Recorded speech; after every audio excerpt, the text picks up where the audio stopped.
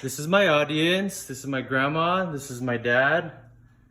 This is my sister and my cousin in New York. And here we go.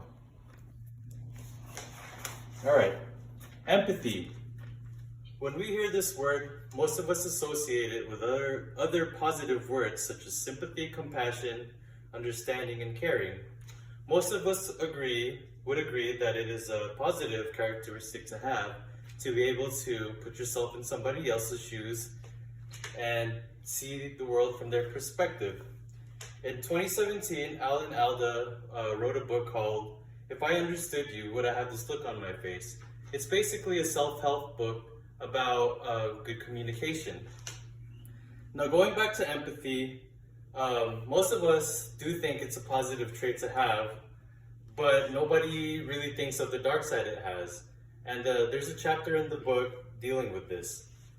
In 2005, the U.S. Senate did an investigation about Guantanamo Bay. They found that between 2006 and 2009, $81 million was dispersed to two psychologists to help them interrogate prisoners. They gave $81 million to two psychologists to basically run the whole thing. And what they found was the psychologists were teaching the soldiers and whoever else was in Guantanamo Bay to use learned helpless theories to interrogate and get information from prisoners. They extracted info and got detainees to cooperate using dark empathy.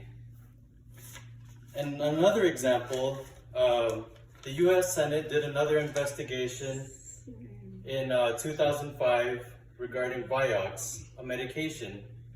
There was various research that found that linked it to heart attacks and strokes. But despite this, somehow Vioxx continued to be sold. In fact, Vioxx was discontinued that year. However, despite the discontinue, millions of prescriptions continued to be written and prescribed by doctors, despite the fact that it was harming people. And the reason for this is because Merck and company, they trained their employees, 3,000 salespeople, to not even mention the negative research. They were prohibited from mentioning any of the negative research regarding Vioxx. And they were also using empathy and basically, treating the doctors to dinners and gifts, using gifts to convince them to keep prescribing Vioxx, obviously to make more money. And the last piece of research that I found regarding dark empathy, it's not as bad as the first two, is basically about a bake sale promotion. In 2008, Robert Levine conducted an experiment regarding bake sale and empathy and trigger features. He did 4 experiments, and the first one regarded, they were displaying treats at a college, and basically they had, the first experiment was one sign that just said bake sale. And in that study, only 2 out of the potential 30 customers bought any cookies. The second experiment, they displayed the cookies and it said for a good cause. And in that time, it increased to 12 potential customers out of 30 buying goods. And the third time, they did it again with a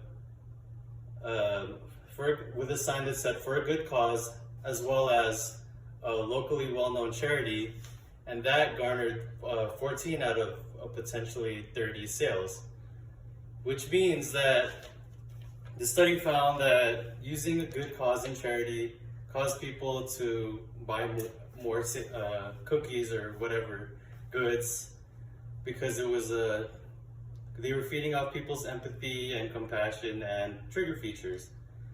So basically, empathy is more or less a good trait to have, but it can also be used against you, and it's not necessarily not necessarily a bad thing when it comes to bake sales, but at least you would have the knowledge, hopefully moving forward, to know that empathy can either be a good thing or a bad thing. Thank you. Good. And here's my audience. Thank you.